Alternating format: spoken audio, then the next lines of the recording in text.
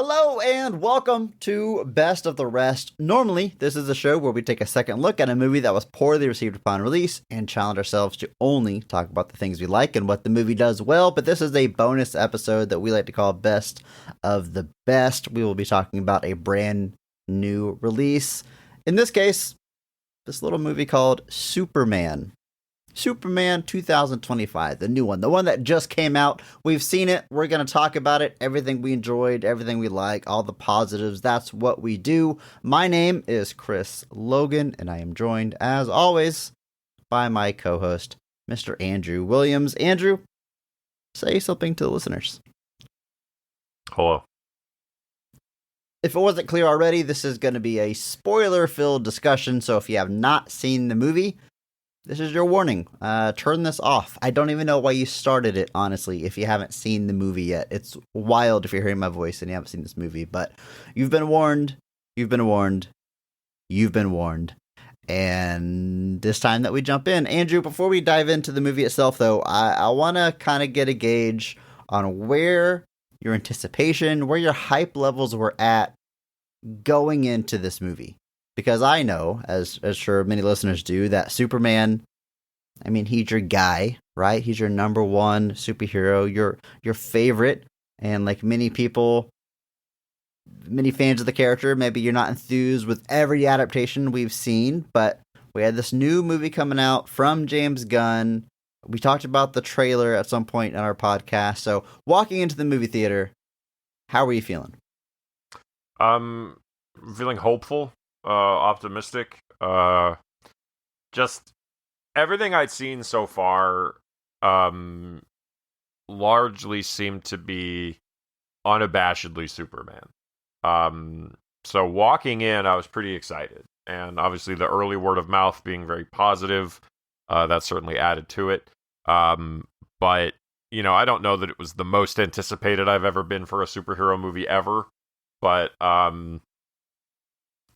it was up there. I was pretty excited. I just mostly, I guess in a way I was almost tempering my own expectations, and I just wanted to enjoy myself, and it was a lot more than that. So I can't, I wouldn't say that I was as hyped as I would say for something like Endgame or Infinity War or something, but it was just wanting to see Superman. Like, we talked about it during the trailer where my voice was shot and it sounded like I was about to cry. But I just wanted a movie that was unafraid to show what I love about Superman. And in that regard, I think the movie succeeds in spades. So, yeah. What about you? Okay, pretty high. I was maybe cautiously optimistic. Well, first, let me say, I saw this opening day. I saw this Thursday. Which is rare for me. I've talked enough in this podcast about how hard it is for me to get to the movies, but I had a workaround. You know, I've got a 4-year-old at home. I just took him to the movie with me. I was like, hey, it's a superhero movie. There's a dog, and he was pretty good. He enjoyed most of it. Got a little restless by the end. I missed a couple of sections for potty breaks, so I have some holes in my knowledge of this movie. But hey, I got to see a movie on opening day. It's been a long time. So that kind of shows that I was more hyped than I typically am. I mean, I was pretty excited for this, but I definitely cautiously optimistic because, I mean, like you, I was ready for a hopeful classic take on Superman. And this, you know, by everything James Gunn was saying in that first trailer, it looked like we were going this direction. I did get a little tempered the more trailers I saw that initial trailer, then I saw one more that looked like it might be leaning into things that I'm not really interested in seeing, like maybe an, I don't know, angsty Superman or like PR troubles. And I was like, I don't know, this isn't exactly what I'm expecting. But I still remained hopeful. I mean, James Gunn has a very good track record, especially in comic book movies. Although, again, there's a little bit of caution there, because while he has a good track record, he also has a very specific style, specific sense of humor that I couldn't immediately see that vibing with Superman. So, I don't want to see Superman make a dick joke. And by the way, this will be an unedited episode because I'm just gonna upload this, so we might say something worse than dick later on. I don't know, but I was a little worried about that. Not that he would make Superman be like super juvenile, but like, can James Gunn resist? Like, can he change gears like that? And ultimately, just kind of big picture here, I really enjoyed the movie. I'm excited to talk about it, but it was so different from what I was expecting in a lot of aspects. And we'll be breaking that down. But I was pretty hyped, but cautiously hyped, and it exceeded that cautious optimism that I had, which I was happy to have happen. Setting the stage here, this movie was released just the other day, July 11th, 2025, is made on a budget of $225 million. I'm assuming that doesn't include marketing, but oh boy, this movie's been marketed to hell. Like, you go to the grocery store, there's like Superman plastered all over everything. At the box office, it's off to a good start, but obviously, at the time of this recording, I don't really have hard numbers for you guys. But Andrew, as you said earlier, the word of mouth, the early reception, very positive. Currently, at the time of this recording, it's still opening weekend. It holds an 82% critic score on Rotten Tomatoes. Very, very good. Audience meter, 94%. That's one of the highest I've ever seen. Like, that's crazy. So yeah, great start reception wise, for sure. Yeah, and that was it debuted at like a 90 or a 91, and that was only off of like 75 reviews, and I knew it was going to probably settle. But we're at 347 reviews now, so 82%. So that's, basically 4 out of 5 critics are saying it's good. Audience score is 5,000 plus verified ratings at this point, 94%. So the reception is there. That question is that going to be enough to make people come watch it? I hope it is. Taking a look at the creative team, it is written and directed by James Gunn. He's been very open about his creative process. He certainly discussed things with other collaborators and comic book writers, but as far as the credits, it's just this man's name on this movie. Andrew, what are your thoughts on James Gunn as a filmmaker up to this point?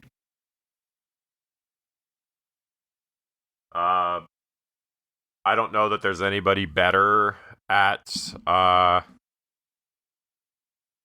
struggle to think, like, because this is like his last 5 movies that he's directed have all been comic book movies for 2 3 different Guardians, companies. Squad, Superman and Suicide Squad. And Superman. Yeah.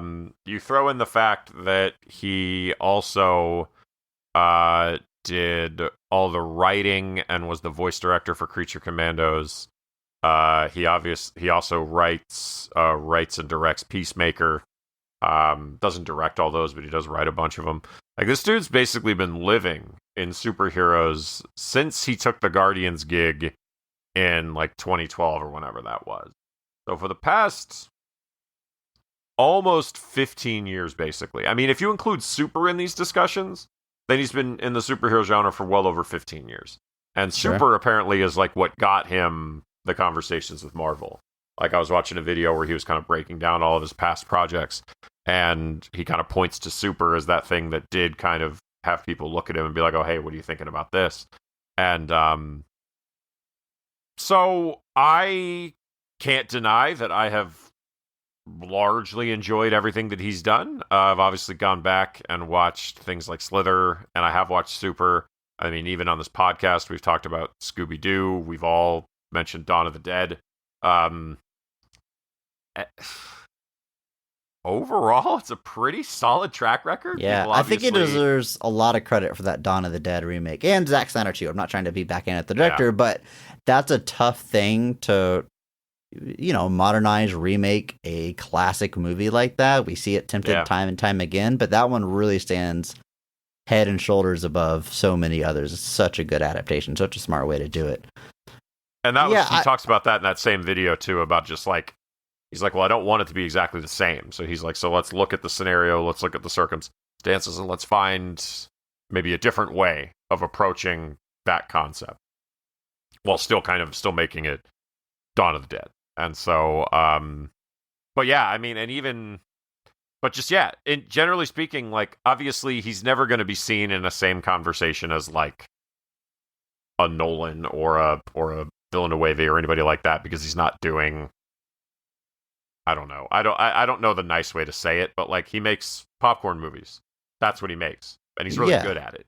Yeah. Whereas guys like Nolan Nolan is an interesting one because he's made decidedly movies that are popcorn movies, but they're clearly meant to be they're meant to be seen as like highbrow. They're meant to be seen as like very, dare I say, it's the classy elevated, whatever. Yeah. Like Oppenheimer was clearly like that movie that like adults didn't have to feel ashamed watching in a theater, and like The Odyssey is going to be, based off that first trailer, is going to be one of the most pretentious he's clearly in the can I get some Oscars already phase of his career. Yeah, and like he's clearly, dude, I don't want to go off on a tangent on Nolan because we could do that forever, but I assume Odyssey, the teaser, is attached to Superman. I assume everybody saw it. I saw it. Yeah, when I saw Superman. I feel like I saw it with something else too. I think I saw it with Jurassic Park. Okay, so I think it's out there now. Yeah, with like every Nolan release, especially since like Dunkirk, it's like, oh, he's doing like a historical movie. Like, I don't know, and then I see it and it's great. Or I have not seen Oppenheimer yet, which is wild. That's another one that I first hear about it, I'm like, I don't know, and I haven't seen it yet. But the reception, it seems like I have no reason to be worried or whatever. The Odyssey, like this does, Christopher Nolan, like nothing about that on paper sounds like it should work or be interesting, be good. And then I see that teaser, and I'm like, you know what? I'm gonna see this movie. You're gonna make me see an adaptation of the Odyssey, Nolan. I just saw one. There was that one with Ralph Fiennes that came out a couple months ago. The Return, which is like the end of the Odyssey. It's when he returns to Ithaca. But also Nolan just has a great track record with trailers. Oh yeah, so don't get me wrong. And I always love that I feel like almost every movie of his gets a trailer like 1 year to the date from its release. I feel like that's a thing they do all the time now. Because like even the Odyssey trailer is like 1 year from now, and I'm like, okay. Point simply being, getting back to the original idea, is that, and whether it's fair or not is a different discussion, but by the nature of the types of movies that James Gunn makes, he's never going to be seen in the like auteur type category with guys like Nolan or Villeneuve, despite the fact that he does write and direct all these things. But like, you talk about the kind of filmmaker's career that you would like. Like I've always I think Rian Johnson has said that like that would be a great thing where like you can jump in to the IP occasionally, but then you can split off and make your own movies, but they're typically pretty fun, breezy, especially now with the Knives Out stuff. But James Gunn, like he's kind of like supplanted Kevin Smith as like the ideal geek's career at this point. I was just thinking he's like big budget Kevin Smith, or he's like the midpoint between Kevin Smith and Christopher Nolan. Yeah, like James Gunn is basically like, because Kevin Smith for the longest time, and like I've softened on Kevin Smith in recent years. For a while there, I was kind of like over it, but he's kind of himself softened in recent years, and kind of admitted there was some weirdness there. But for a long time, like Kevin Smith was a guy that like he just made fun, geeky movies with his friends where they talked about comic books and the dialogue and nerd stuff, and just did it all with his friends. Then he started doing podcasts, and he got to write comic books, and like it was this whole thing where like all my friends, like that was the dream. Basically, was like Kevin Smith's career to make this little tiny movie with like literally, I've said it before, but like you could make Clerks for like $500 today. Like Clerks would be painfully easy to make in 2025. You can literally make Clerks with a phone, and the audio would probably still be better. But that was the pinnacle for the longest time. And James Gunn has kind of sat in a similar vibe, and like even up to the first Guardians, like he got his breakthrough with like the trauma stuff with Lloyd Kaufman. Very Peter Jackson in that way, right? Yeah. Like started off with like low budget splatter juvenile stuff, and then Peter Jackson goes on to do Lord of the Rings, and literally his first credit, James Gunn, is Tromeo and Juliet, which is Troma Pictures, Romeo and Juliet. And then he eventually gets Scooby-Doo, and then goes on to do Slither, and Slither is kind of where Dawn of the Dead followed by Slither, because Slither's the first movie he directs like fully. Like Dawn of the Dead into Slither, I think, are definitely where he like becomes James Gunn. and then Super to Guardians is like the next stage. But now I'm like, this guy is like gone from the PA at Troma Pictures to literally the architect of the DC cinematic universe. And it's like, yeah, that's the dream. Like, that's who wouldn't want that? Like at this point. So, I've never, like, it's weird because, like I said, I've never really thought about, like, oh, what do I think about James Gunn's career? But, there's very few movies, especially when you just kind of look at the ones he's directed alone, that I'm like, very few of these that I don't enjoy. Like, Slither I like, Super, I'm a little bit more mixed on Super than some, but, like, everything since Super, I mean, it's Guardians 1, 2, and 3, which were all good, Suicide Squad, which was good, Superman was good, like, it's a pretty good track record at this point.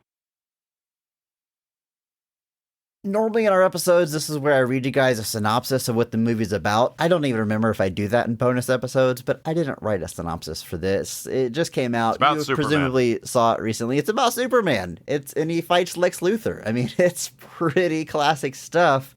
Oh, boy, I can't wait to talk about it. So that's what we're going to do. But of course, you know what we're doing here. We're starting with the cast of the film, specifically the high point, best casting and best performance in the movie, because every episode we recognize one person who goes so far up and above the Call of Duty that they elevate the quality of the entire film with their performance. So we recognize that person by giving them the Mark Strong Award. I almost didn't get through that because I tried to work in a Superman reference.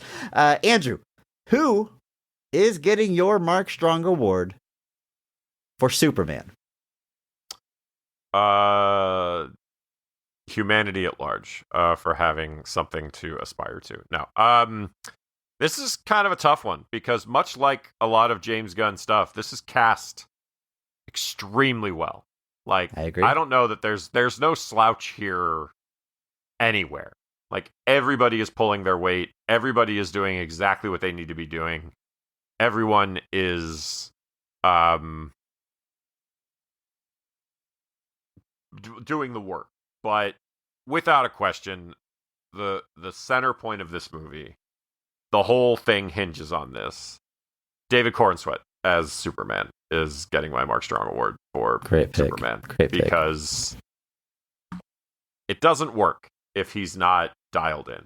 This is, you know, I don't know that it's the home run necessarily that Christopher Reeve was coming out the gate, but Christopher Reeve also had the benefit of there never really being a bar at that point. It's a lot easier to set a bar when there's no bar. Yes.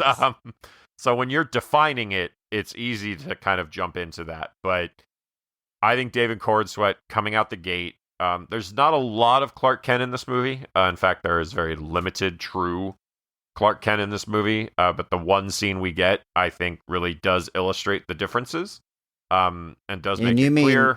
Clark Kent, like in disguise, because you see him out of costume plenty, but you mean like Clark Kent playing the character in disguise? Yeah, in the Daily Planet, that one clip of the Daily Planet is about the only place you get that, and it's good.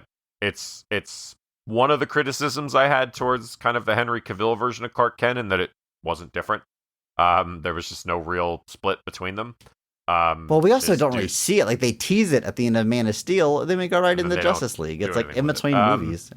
Yeah. So anyway, but there is a humanity to Superman that he portrays. There is an empathy, a kindness, an optimism, and he brings all of that to the table. At no point I felt like I was watching Superman. I didn't feel like I was watching a guy play Superman, which is a key thing here.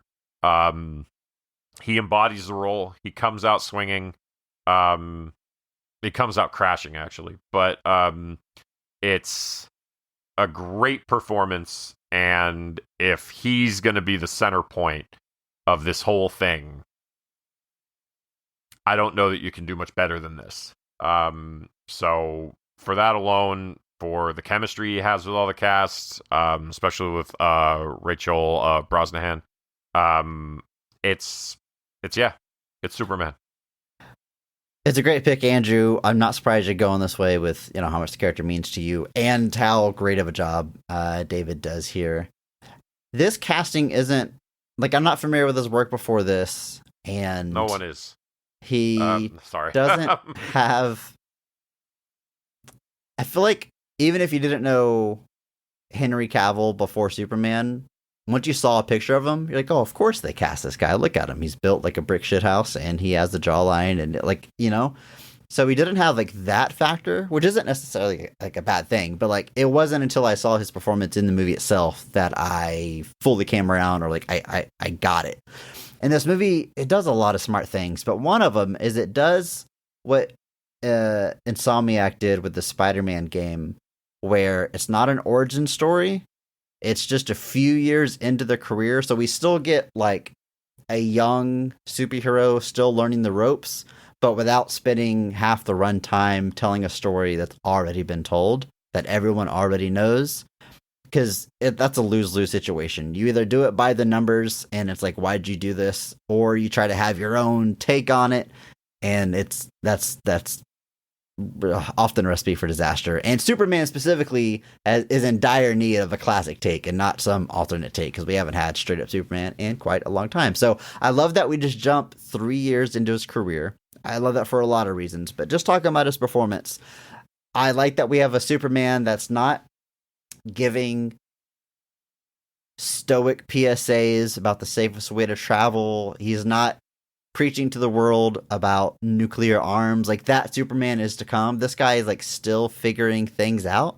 You know, like, still Superman. It's very much young Superman, but it's not like day one Superman. It's just a smart place to start. So for that young, not in training is the wrong word because no one's training him, but the guy's still figuring out the ropes. I think it's excellent casting. He's got that boyish look while still looking like a man, still looking like Superman.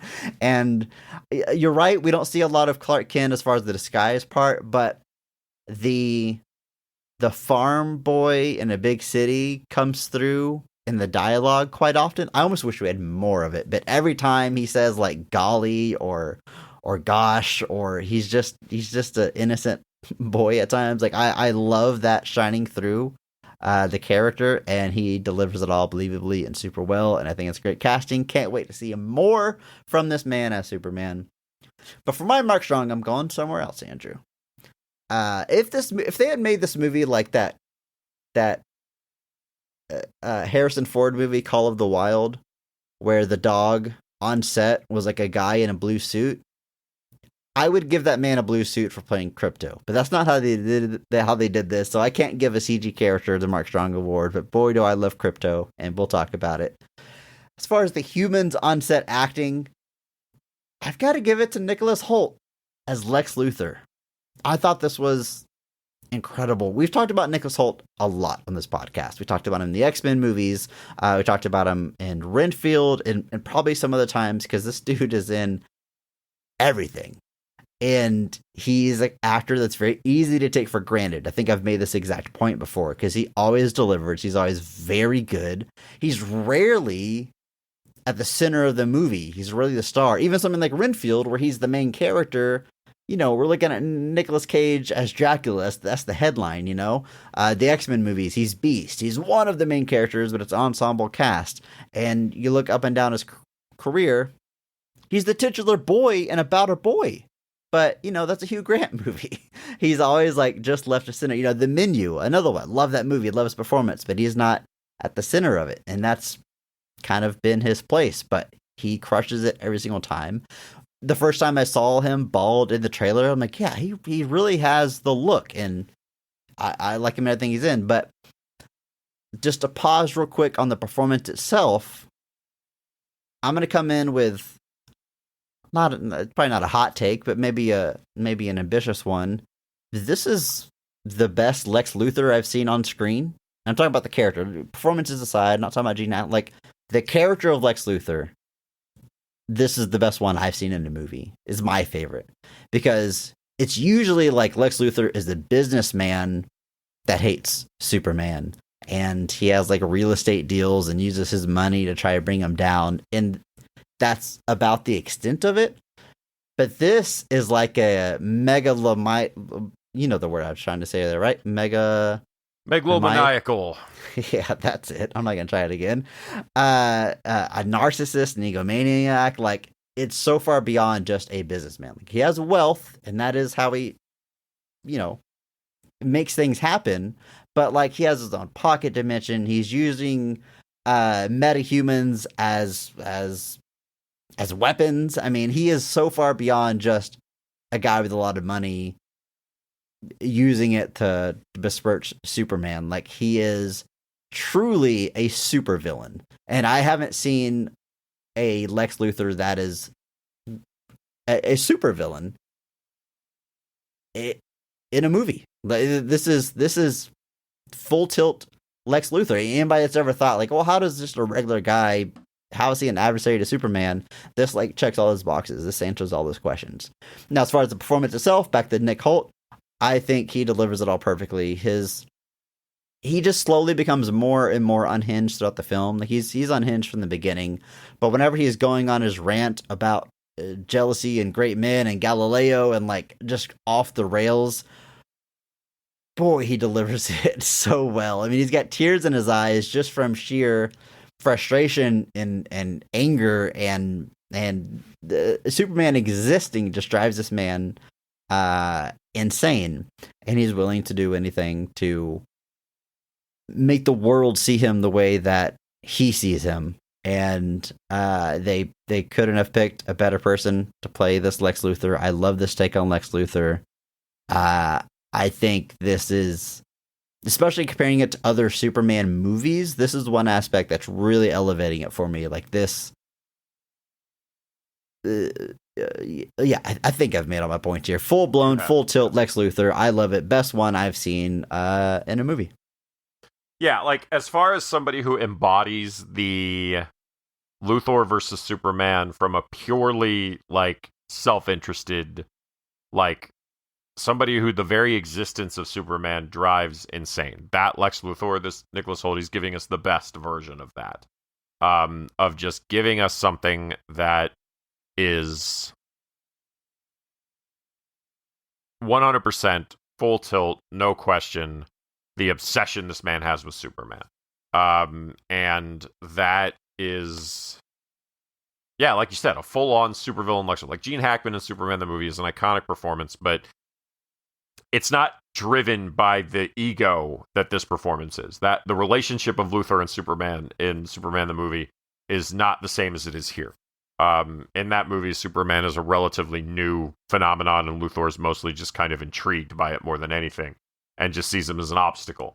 Whereas in this version, the very existence of Superman, like, drives Luthor insane almost. The lengths he will go to get rid of Superman. And that's just a classic thing that's shown up in All-Star Superman, in the Luthor book by Brian Azzarello and Libra Mayo. Like, those stories of showing Luthor just incensed at Superman. The idea that Superman is the thing that people idolize and not himself. Because he's a human and he's, achieved all these things. And it's like, it reminds me a little bit of, there's this, I think it's an Invincible, I don't remember, but he's talking to this guy who turns himself into a dinosaur. And the guy's just like, you could cure cancer. Why are you turning people into dinosaurs? And he's like, because I don't want to cure cancer. I want to turn people into dinosaurs. Like, that's as simple as it is for him. And so people are like, people look at Lex Luthor and there's this thing that, like, he could literally heal the world with the knowledge that he has. And the scientific abilities he has. He could cure every known disease. He could literally help the world prosper. But he can't do it because he's so obsessed with killing Superman. The notion of somebody who would be that kind of a game changer on a base level, who can't do it because of Superman. That obsession, that paranoia, that ego, all of that, Nicholas Hoult embodies here. And it's a great pick. It's certainly a fantastic performance, and I could easily see this version of Lex Luthor putting on a purple and green battle suit and trying to fight Superman. Dude, whenever we saw that, was the Hammer, I can't remember the name of the country, but the Hammer of Barovia. Yeah, we see that thing fighting Superman in the beginning. I'm like, oh, that's going to be green and purple at the end of this movie, and Lex Luthor's going to be in it. It doesn't go that way, and the suit is just a facade just to cover up who's actually inside of it. So it's not a suit that gives him superpowers, but I did have that thought. And I'm glad we didn't get there in this first movie, but yeah, I can see that happening in the future. Yep. All right, Andrew, let's round out the trio of stars here. You mentioned her earlier, Rachel Brosnahan as Lois Lane. Another actor that I'm not super familiar with at all, really. I looked through her credits, TV shows that she's on. I haven't seen her work before, so this is kind of my introduction to her. And man, this is excellent casting as Lois Lane. And I can't help but compare up and down the casting of this movie with like the DCEU, which has great actors. I like Henry Cavill. Amy Adams is great, but that, down to like Lawrence Fishburne, Fish as Perry White, like that was going for like A-list cream of the crop. Look at the names we got in this cast. Whereas I think this approach was like going character first, and she is so believable as a great reporter, and she is a reporter first from beginning to end.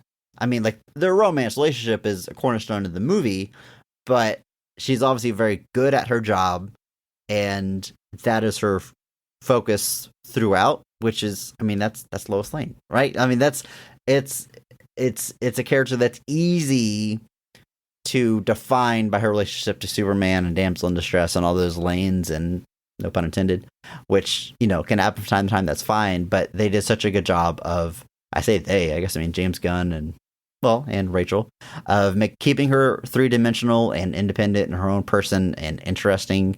And, we'll get the scenes, but her interview with Superman is incredible. I mean, that it's so good. And her character stays relevant throughout. I think it's well written, well acted. Another character, just like everyone talk about, that I can't wait to see more from. Absolutely. I guess the biggest thing she's probably known for is The Marvelous Miss Maisel, which she is the star of. So if you've seen that, you're probably very familiar with her, and that was generally what I heard about people when this casting was announced, is that based off of that show, this was very, very good casting. Like you said, she's got that fierceness, that kind of passion. When she's given a chance to quote-unquote interview Superman, she doesn't hold back. To the point that it literally devolves into a fight between her and Clark, essentially, because she's being so kind of unrelenting. Because to her, what she's doing is what she should be doing. And there's no other regard for it. And that passion, that integrity, that's a facet of the character. I do like that they give her a B plot here that is helpful. We've spoken about, Amy Adams, I thought was pretty good casting for Lois Lane.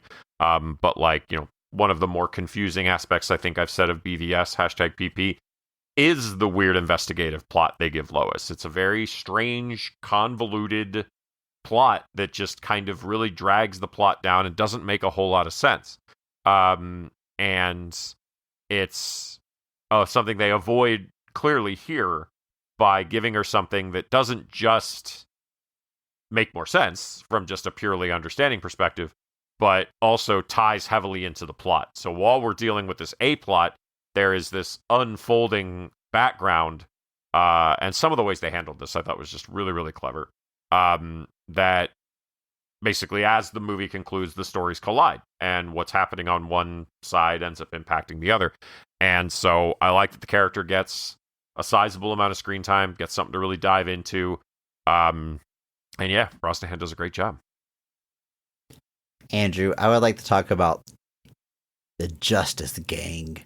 Some superheroes that we knew were in this movie from the trailers, but I don't know about you, but I didn't know to what extent. Are these cameos? Are these setting up a sequel? And it turns out they are pretty relevant throughout. Some more than others, but let's talk about this casting. I want to start with Nathan Fillion. Fillion? I don't think I've ever said his name out loud before, but you know the guy. He's in like every James Gunn movie as Guy Gardner, the Green Lantern. One of the Green Lanterns. Now, again, based on his previous work with James Gunn, I was pretty sure this was going to be a fun cameo. Oh, let's bring Nathan in. Let's give him the stupid haircut. What fun casting for this asshole Green Lantern. I mean, I don't know how else to describe Guy Gardner. Not a character that's taken very seriously. He's kind of a douche. And Nathan Fillion is clearly having a lot of fun with that. And his character is in and out of the movie, but right up until the final fight, we get to see him doing his thing as Green Lantern, right up to making big giant green middle fingers during the final fight. It's fantastic casting. I love how much we got of this character. I don't know what else to say about it. I thought this was hilarious. Maybe the single funniest character of the movie for me. Yeah, this was something that well, and it's kind of funny because for many, many years, Nathan Fillion was like a fan cast for Hal Jordan. There was this desire to have him be in that universe as Hal Jordan when they were ramping up for the first Green Lantern back in 2010. People were kind of oh man, Nathan Fillion would be really good for this. Kind of coming off the back of Firefly and stuff like that. Although even in 2010, 2011, I think the man was still 40. So I don't know that it was ever really an option. And he's 54 now. He's everybody still, wanted him young, as Nathan Drake for an Uncharted movie, but he very quickly aged out of that. Yeah, and so when they announced he was going to be in the movie as a Green Lantern and that he was going to play Guy Gardner, I was like, oh man, that's going to be really fun. Obviously, he's in a lot of James Gunn projects. If you look at his filmography, he is in Slither. Then he shows up in cameos and a few other things. He's got a cameo in Guardians of the Galaxy. He's got an actual part in Guardians of the Galaxy 3. He plays one of the fodder characters at the beginning of the Suicide Squad. The detachable kid, the guy who just his arms detached. That's all he does. So he always kind of shows up for fun cameos. But yeah, so not only is he playing Guy Gardner Green Lantern, this is something that he's going to be playing going forward. There's already at least 2 more things he will be appearing in as Guy Gardner. So there's already they're already using this character, I think, as part of the kind of fabric of the universe to kind of build some sense of connectivity. We know he's in Peacemaker Season 2, because at the beginning they show, I guess, Peacemaker auditioning for the Justice Gang, and it's Maxwell Lord, Hawkgirl, and Green Lantern, and they're just bagging on him, and he can hear all of it. And then we know he's going to be in Lanterns, the Green Lantern TV show that's coming up. So, but the performance is really, really fun. You can clearly tell he's having a blast. He apparently insisted on the bowl cut. They apparently weren't going to do that, but he insisted on it. And that was you have to. Well, people saw it and were like, "This looks so dumb," and I was like, "That's the man. point. He's not supposed to look cool." I love that this character, he's such a jerk. He's so dumb, and I feel like you maybe have to resist not giving him fun quips. He doesn't have witty comebacks when people make fun of him. At one point, Lois Lane is that haircut should be a crime, and he's like, "What? The what should be a what?" He doesn't have a clever response when people bag on him, which is I love that exchange so much. Just that haircut should be against your vow. That what? That what should be what?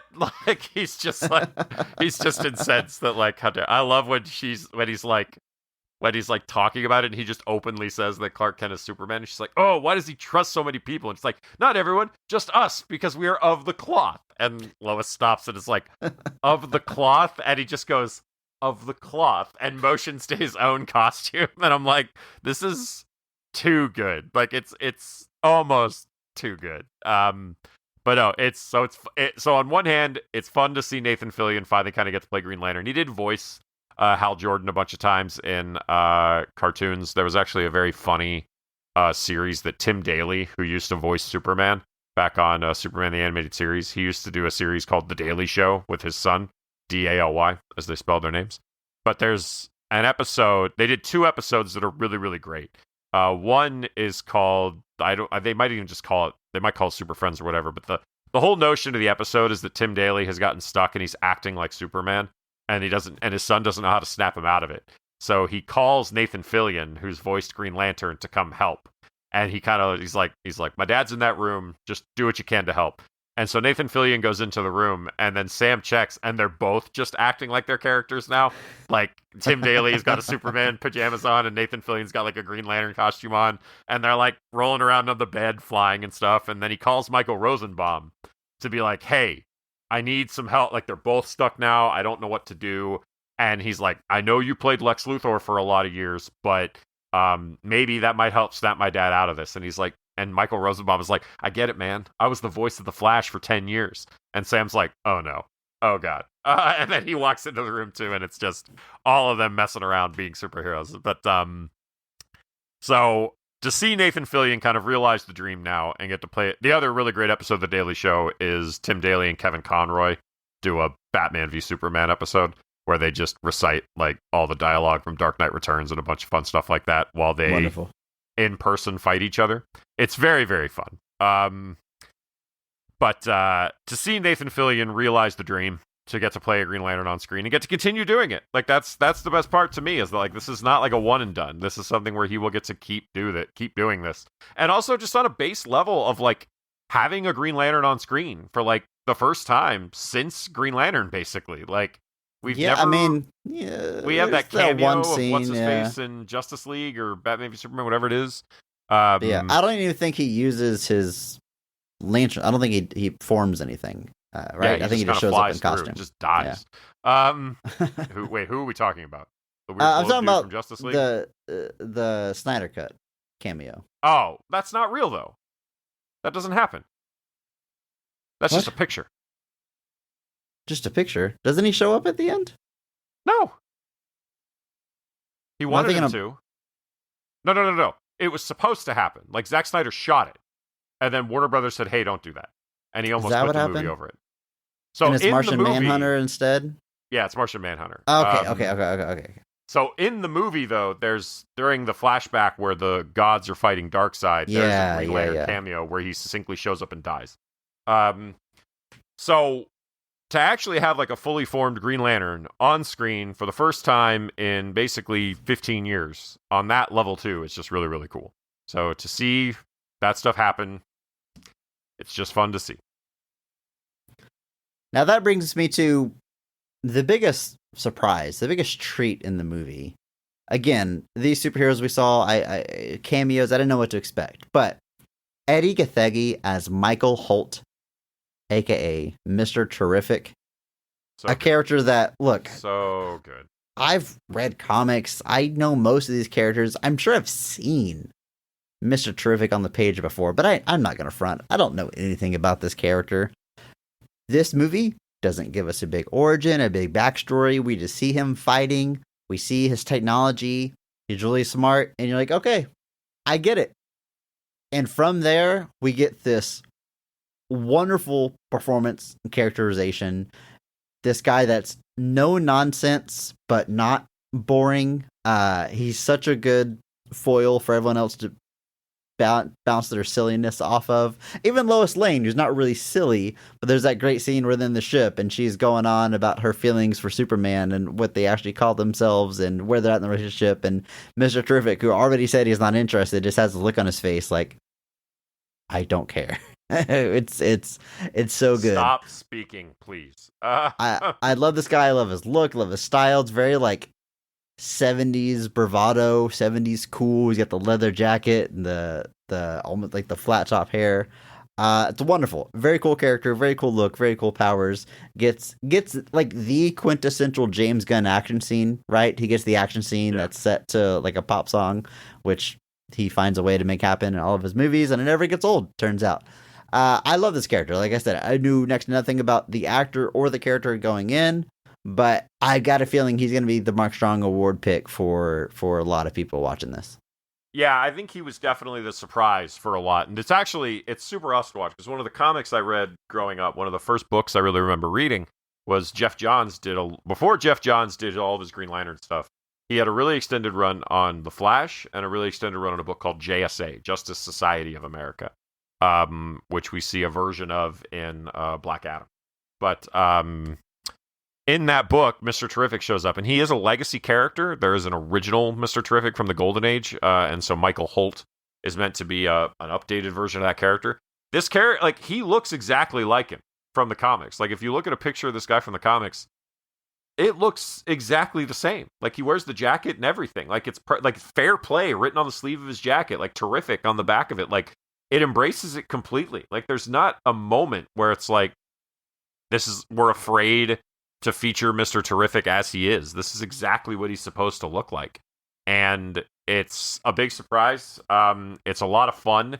That scene, I think, is set to, what is that song? 5 Years' Time by Noah and the Whale. It's one of the only 2 songs in the movie, which I think is cool. Like, a lot of people were worried that, I don't know why you worry about it necessarily, but just that James Gunn was going to, like, throw all of his, needle drops in like he normally does. I thought the one for Mr. Terrific was used extremely well, in that it is implied that it was the song already playing out loud when this happens. So I think the transition there is really, really cool. And just the reveal, essentially, that Mr. Terrific can throw down was also very, very cool, too. And it fit the character so well, because it's not like it's just a fun needle drop for no reason. Like, there's not a fun pop song when they're beating up the kaiju or whatever. But the fact that it's like his coming out for the audience as far as what he can do, and his fighting style is so effortless, like it's almost like a dance for him, like he's not sweating it. So the fact that we can have a pop song while he is clearly like not stressed out about taking out 50 people at once, I think it fit the tone so well. It wasn't well, just Lois cool is deeply for cool stressed out. Yes. yeah. Like, she's inside this like force field, and he's just outside beating up all these people with no problem. Because, like, to that point, they kind of played Mr. Terrific like he was just a smart guy in the flying chair. Didn't necessarily, but then this dude just throws down, throws his own punches, kicks, everything, and then uses his T-spheres to beat up these guys even more. And so this was a big surprise. Obviously, Edie were you But reminded of Phantasm when he started using those balls? a little bit. That's Not quite as dangerous. But well, I mean, there's no spikes on him that are stabbing people in the brain, dude. I guess he doesn't kill those people. Yeah, sure. Okay. This movie's very, very clear about like showing as much as it can that people are not dead. But he is no stranger to comic book movies. He was in a little movie called X-Men First Class, where he played a character that a lot of people thought got done pretty dirty by that movie, because he played a character named Darwin, who is supposed to be able to adapt and overcome anything, so they kill him. And it's unfortunate. He kind of gave an interview where he spoke about that kind of being a little bit of a, he wasn't, he wanted more out of that. And so to have him have a big moment here, a decade plus later, and not just that, but have it be like a big moment for people. Like, people are, really enjoying this character. To have that kind of come full circle for him to kind of get to come back to comic book movies, play a new character on his own terms. And like one that is just so unabashedly an adaptation of that character. Like, it's another thing that this movie, it's, it is not afraid to be what it is. It is not concerned with like, man, does this look edgy and cool? It's like, let's just put it up there, hope for the best, and if people like it, they'll like it. And so far, everybody seems to like it. So, but yeah, this was a great performance. Loved it a lot. As a big fan of that classic JSA book, it's a blast to see some of these characters on the big screen. So yeah, awesome. And then the last character that I was expecting, that I knew from the trailer, is Isabella Merced as Kendra Saunders, or Hawk Girl, which I was delighted to see. I love this character, Hawkman and Hawk Girl, because they look so comic booky. You read them the page, like, well, they can never be in a movie, and then there they are. And I know this isn't the first time they've been adapted. I think Hawk Girl specifically is in the CW verse and is pretty comic accurate, but still, to see them in a movie with her what's that spike ball weapon called, Andrew? Mace. With her mace, and she does like this primal scream, and it is so cool.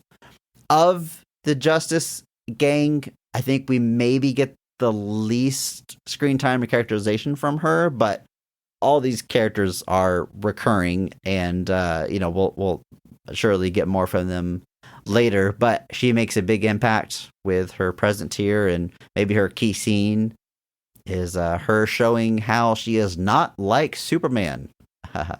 She's willing to cross the line. She does kill that guy. I take back what I said.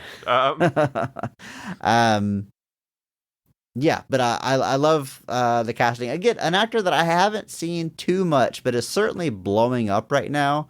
Let's see. I saw Instant Family, which is a pretty good family movie. She's really great in that. It's 7 years ago, so she's one of the kids in that movie. But here recently, she's been in the Last of Us TV show, which I have not watched, but I'm familiar with the games, and I can imagine she is great there. Here in Superman, of course, she played Dora in that theatrical Dora movie they made a while back with Michael Pena. So undoubtedly more great things to come from her in the future, but I love the casting here once again. Yeah, really good casting. She was also in Alien Romulus. Smaller part there, but still pretty good. Which, can you believe it, Andrew? I have not seen. I'm shocked. Was also in a movie that I purposely avoided for our current month, Adam Webb. But she plays Aranya in that one, I think, one of the various Spider Girls. And apparently didn't tell Warner Brothers that she had been cast in Adam Webb when she got cast for Superman, which... Smart maybe move. A good call. So we also know her character will be reoccurring. She's also in that Peacemaker trailer, so I do not know quite what form our Justice League is going to be taking, but we definitely have some pieces here for it. But yeah, so fun. Like I said, the least we kind of get from all of them, but still making the most of the moments she has on screen. I want to wrap up our casting talk with one more person, just to round out the Justice Gang, because by the end of this movie, they have one more member. We have Anthony Carrigan as Rex Mason, aka Metamorpho.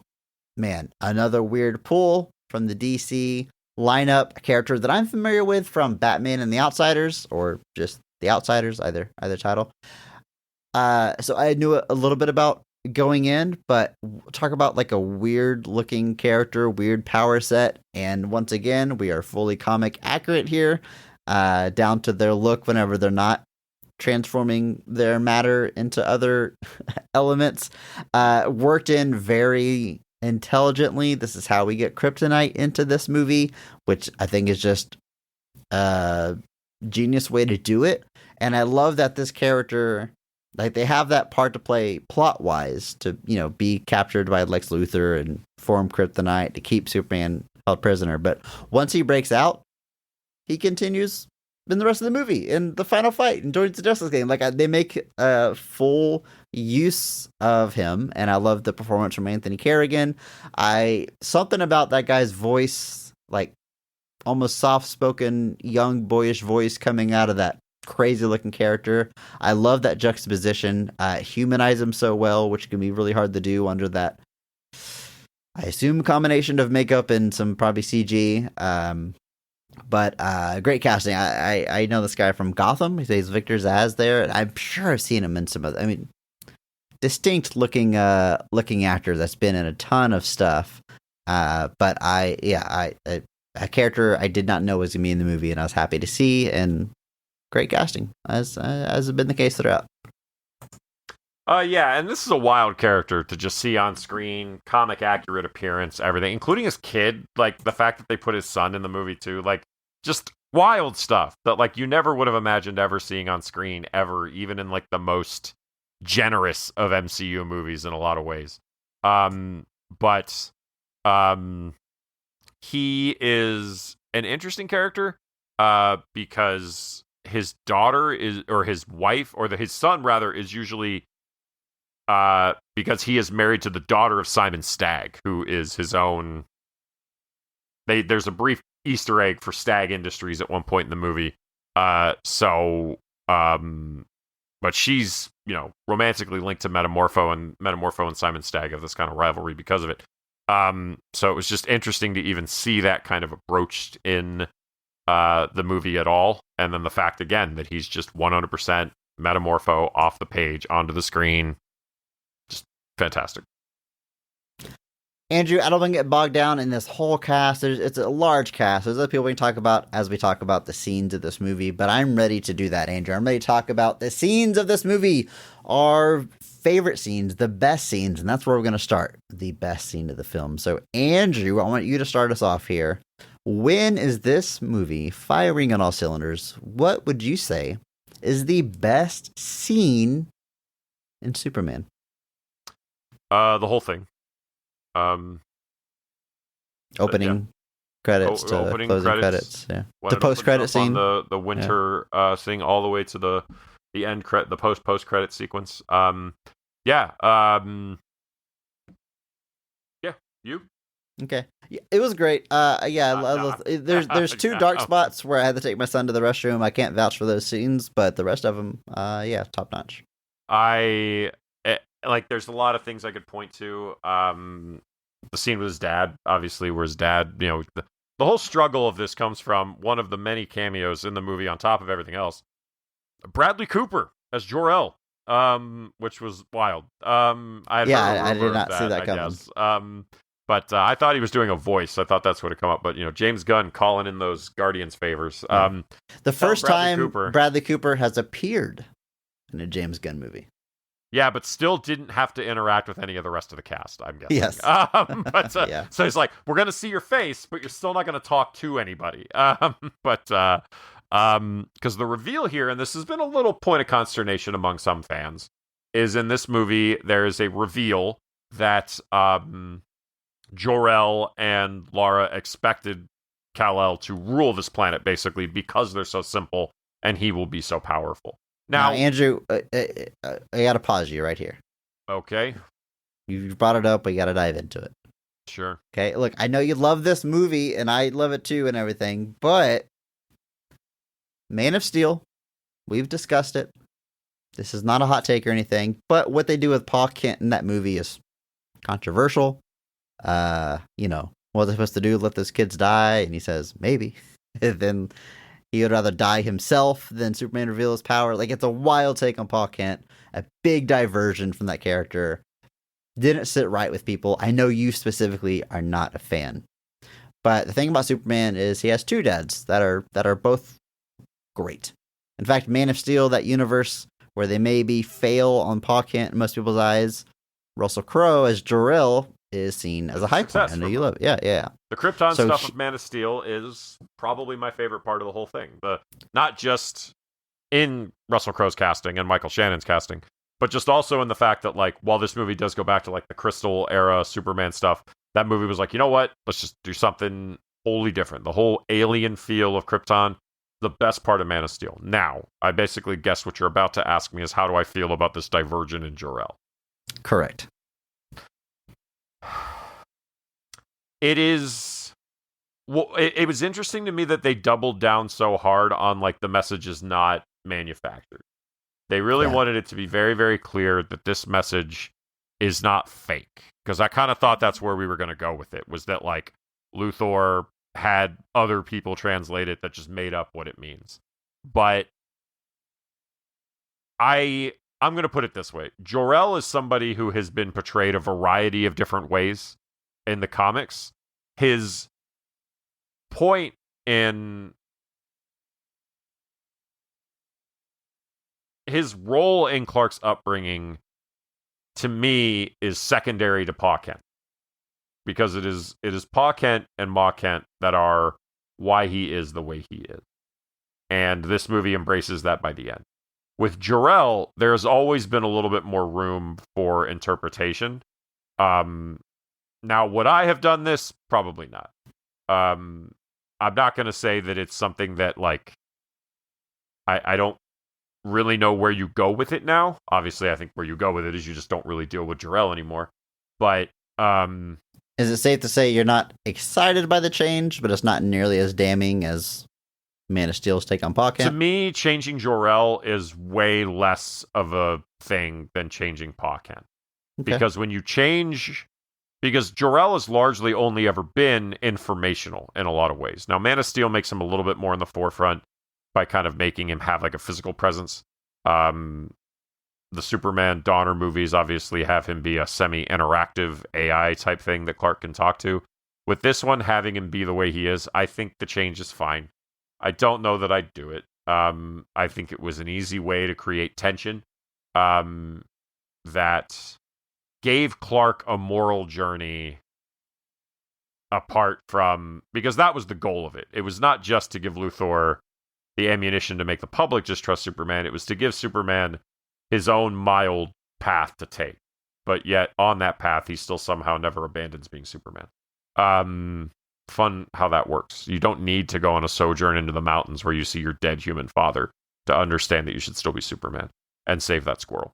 But it is a big change, and I'm not going to fault anybody that's not jazzed by it. But more than anything, I knew you loved the movie, and I really wanted to know kind of your thoughts on that. It's probably the biggest swing this movie takes with Superman's origins, and I think I'm not nearly as close to this character in the lore as you are, but I pretty much in line with you. Maybe it's not my favorite part, but hey, it's something different. And if all we're ever going to see from Jor-El is a pre-recorded message, then you don't really have like a character to save. Like you're not ruining too much by doing that. That's kind of what I mean. Yeah.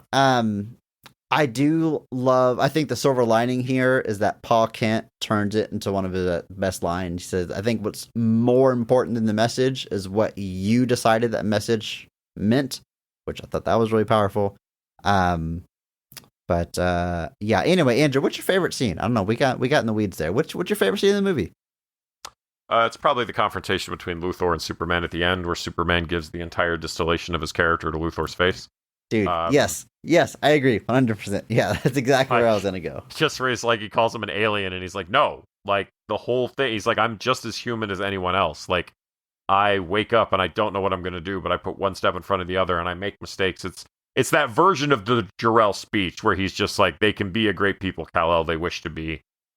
You will give them an ideal to strive towards. They're going to stumble. They're going to fall. But one day they're going to get there. But Superman is extrapolating that message to be like, I am not exempt from that.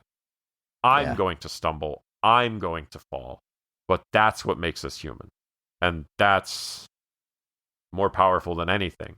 And it's the thing that Luthor can't see. He has othered Superman so hard that he's not able to see. I mean, and Luthor openly admits it too. Like, he even says, he's like, I'm jealous. Why wouldn't I be? Like, he openly embraces that. He's not even concerned about the optics of it. His weird techno cult, whatever they are, worship him anyway. And so, like, it's an interesting thing that Luthor blinded by that envy and that rage, that, it's kind of like, and that scene in Last Jedi where Yoda just states the theme of the movie plainly, openly to Mark Hamill. 100%. And people are like, yeah, but what does it mean? And it's like, oh God. But so here we just get this perfect distillation of Superman by Superman to Lex Luthor's face.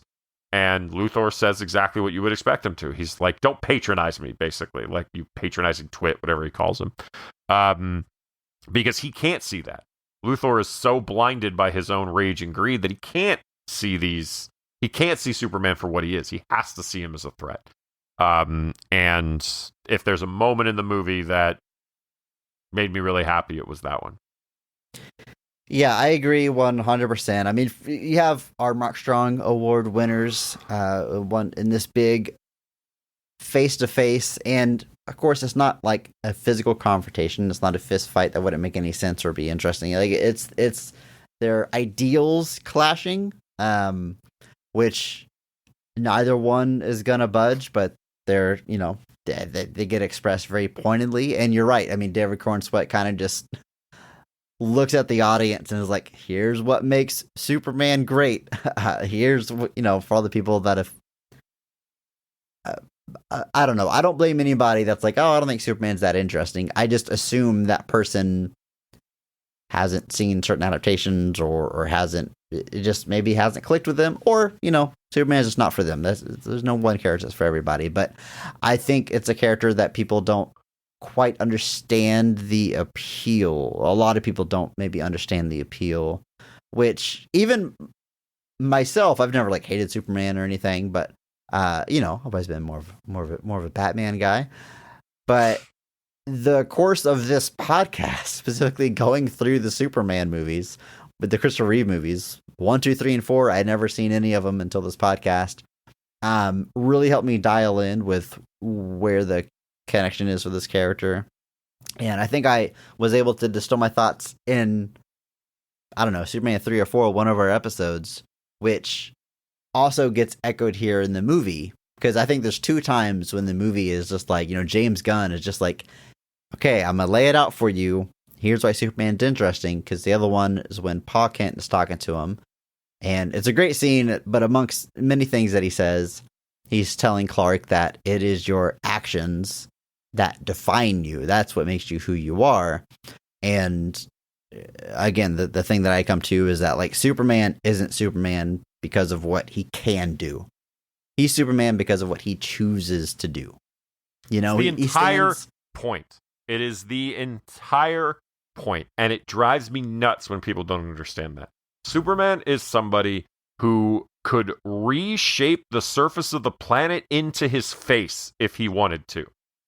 He has the power to literally shove this planet into the sun and be done with us forever. And I'm not going to lie to you. At this point, we might deserve it. But it is 100% about somebody who can rule over this planet with the power that he possesses and chooses not to. Because that's not what you should do. There is a moral imperative to Superman that is deeply simple, and it's do the right thing because it's the right thing. There is nothing more to it. You do not expect reward. You do not expect, even congratulations, or you don't even necessarily expect a thank you, because doing good is the thing, and it always has been. There is the fact that is seen as anachronistic and out of touch and quote-unquote boring, to me, is the greater tragedy than anything else. The fact that the character being good is what's considered boring is sad to me, honestly, because it means that we've strayed so far from that. The notion of a character who is powerful and chooses to use that power to help people being boring or unbelievable is it's sad. But maybe we're turning the corner, because like Steve Rogers, Captain America, also would have gotten those same things before the MCU. But after the MCU, everyone was like, man, this dude rules. So and the MCU is a pretty personality character wise is pretty straightforward. Captain America, pretty straightforward, yeah. There's a phrase everyone's heard that power corrupts, and absolute power corrupts absolutely. And Superman, what if it stands in opposition to that? I mean, he is proof that it doesn't have to be that way. But you imagine, if Lex Luthor had Superman's powers, we would be living in slavery, or the world would like it would be bad, Andrew. I think it would be bad. I think he'd use those powers for bad. Most people, I think he would not be able to handle those powers and not use them selfishly, or not use them to help other people. Even if they're not ruling the world, they might not be choosing to use it to spend every day helping other people. That's what's inspiring about the character. It's not about, oh, he's boring because he has every power in the book. It's that what he chooses to do and chooses not to do with every. It's always been wild to me that people are like, Superman's too powerful. Everyone's too powerful. Everyone. Like, the Flash moves faster than people can think. Yeah. Like, how is that? Is his real superpower his ability to think fast? If you think about it, yeah. How fast the Flash can think is maybe more impressive than how fast he can run. Well, he has to, because in order to be able to move that fast, you have to be able to think that fast. But like, even somebody like Batman is arguably the most overpowered character of all. Because he never loses, even though he has no superpowers, but he still always saves the Earth. Batman is on a team where every single person on paper should be able to eat that dude's lunch, no problem. Like, I love people that are like, Batman, prep time. And it's like, no, these people move faster than Batman can think. Like, if the Flash decided Batman is dead, there is nothing Batman can do about that, because Batman doesn't operate. But obviously it's not an interesting story if the Flash just runs into the Batcave, flicks Batman in the skull, and he's dead. Like, nobody's reading that. It's boring. But like, it's just A-Train's Batman. just boom, straight up. But like, so the idea of somebody being like Doctor Strange is unbelievably overpowered, but nobody ever stops and goes, ugh, it's tough to watch Doctor Strange movies because he's so powerful. Like, the tension and the drama come from the story. And Superman's powers are not the source of the tension. Like, sometimes, yes, they do put Superman in the stories where he's physically tested. Obviously, Death of Superman, anytime he fights Darkseid, stuff like that. But the drama of Superman, and the old joke of the DC crossovers is stall until Superman gets here. It's the drama comes from things outside of that. The drama comes from the moral quandaries, the moral questions, the danger to others in a lot of cases is what comes from Superman. The key is that, you look at something like Kingdom Come. Joker killed other people that Superman cares about. That was the problem. And then Magog kills him. And that's what drives Superman into hiding, because he saw that everybody preferred that. And then when everything goes off the deep end, they had to go tell Dad he had to come out of retirement and fix it. Great Superman-centric story. If you've never read it, folks, this is also really illustrating why #PP, I guess, but evil Superman is the laziest and most boring take you can do with this character. Right. Like, it's because there's nothing interesting to me about evil Superman. Like, in the sense that people will say that good Superman is not interesting, evil Superman to me is even less interesting, because you're basically just saying, cool, what if a psychopath had Superman's powers? And it's like, yeah, he does awful stuff, it turns out. Like, with no moral code, a guy with Superman's powers is just horrible and will stomp everybody. And guess what has to happen for that to be stopped? Superman has to show up, basically. Somebody that has that level of power that won't use it for evil. Like, one of my favorite things, like the Injustice video games. What is the ultimate resolution of Injustice when it comes to stopping Injustice Superman? They go and get real Superman. That's what happens. That's literally what it takes to stop him. They get real Superman to stop him, because that's the point. Like, it's nothing interesting. I won't say Injustice doesn't have its high points. I think as far as alternate takes on it, it's not bad. But that story has to go somewhere, and it has to lead to something. And if evil Superman is all you've got, then it runs out of steam eventually. And all that has to happen eventually is either has to be stopped and killed, or somebody better has to show up. And to me, it's not to say that you can't do interesting things. I think Mark Waid did a really good book called Irredeemable, with a companion book called Incorruptible.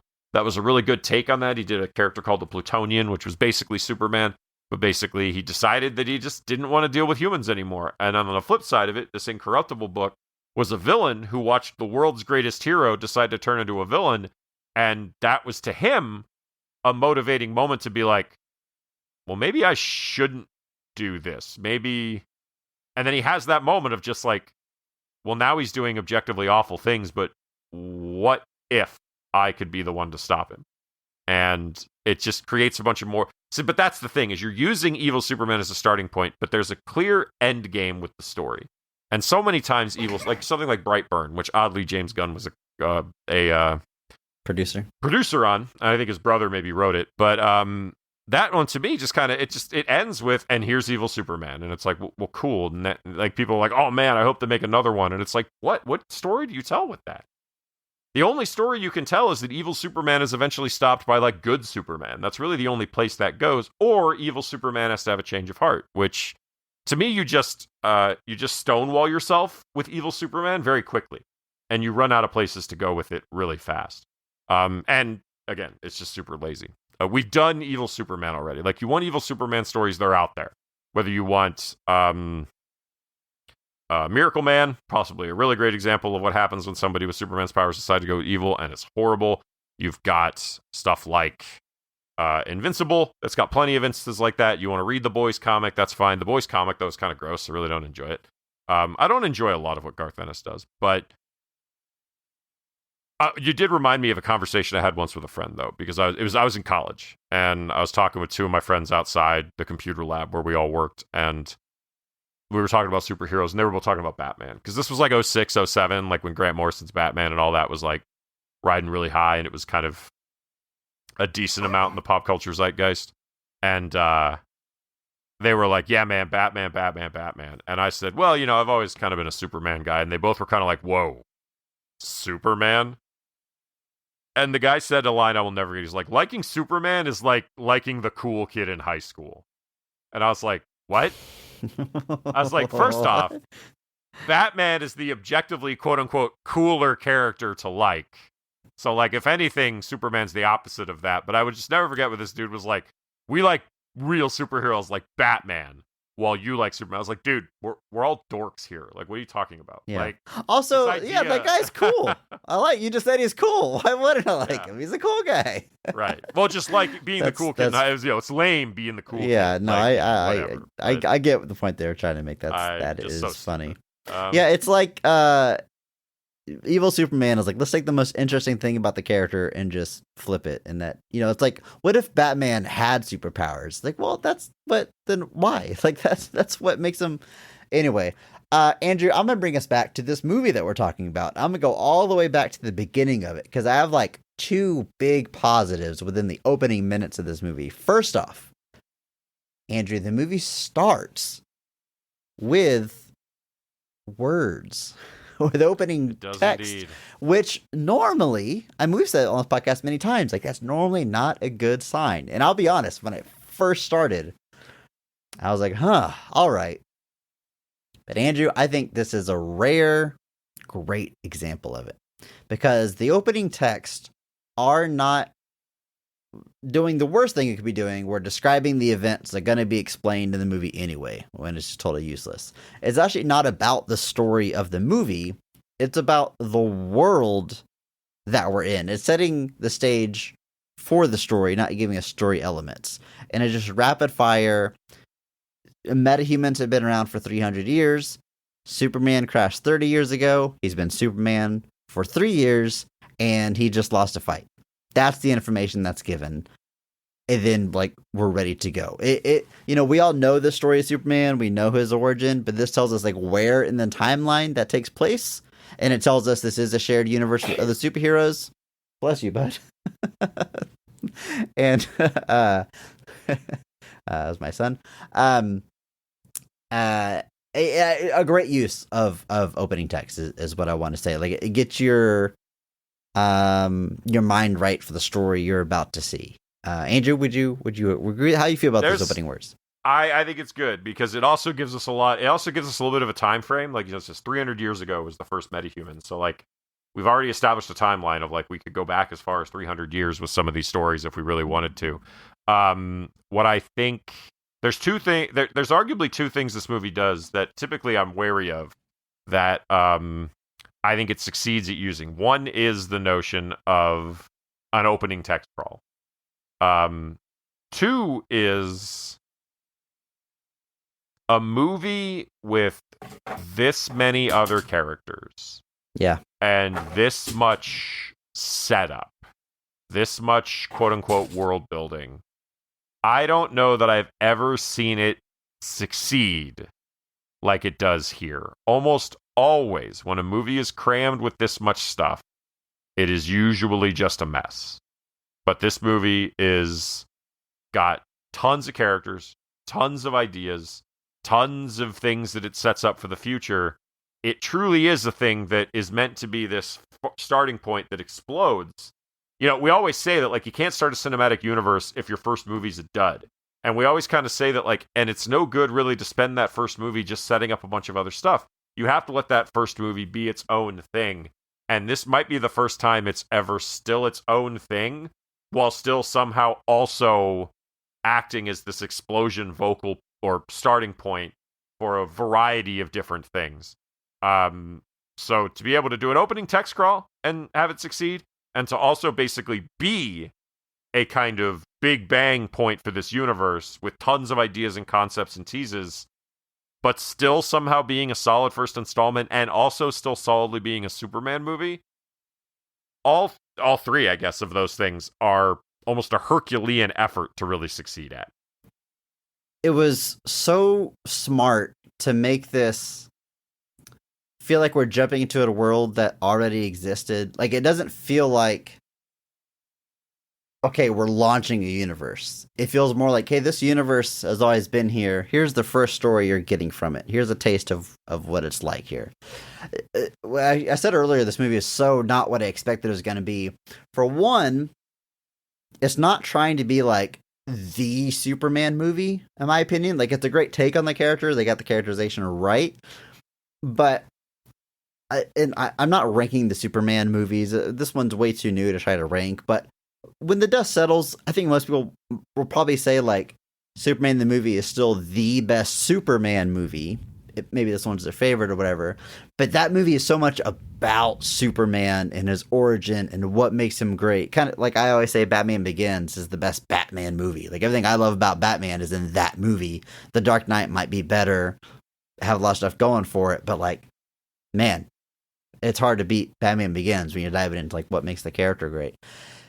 So I wasn't expecting that. I wasn't expecting this to not be, even though it's got those moments where they clearly defined what makes Superman great, it doesn't feel like it's trying to be the quintessential Superman movie. It's like a DC movie starring Superman. And it doesn't feel like it's nothing but teases for future movies or whatever. Like, we have these characters pop in fully formed, and there's not some big tease for what they're going to do next. Like, it's just, this character exists in this universe. Here they are. They show up. Maybe we'll see them again later. It's interesting. It doesn't feel like we're building one big linear story. It feels like this, it's hard to judge what the DCU is going to be based on one movie, but it feels like we might just be popping in and out different people's stories, and, maybe it eventually culminates in a big crossover or whatever, but it seems to be a pretty fresh approach to the shared universe thing, where they're not trying to link them all together. You know what I mean? It's not...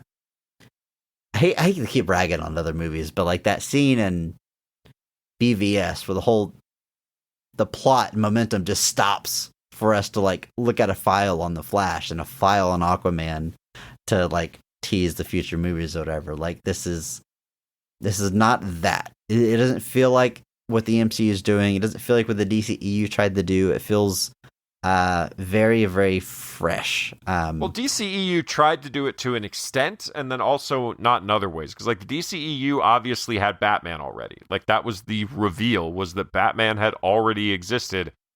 But I guess Batman was the only one that existed? Like, that was...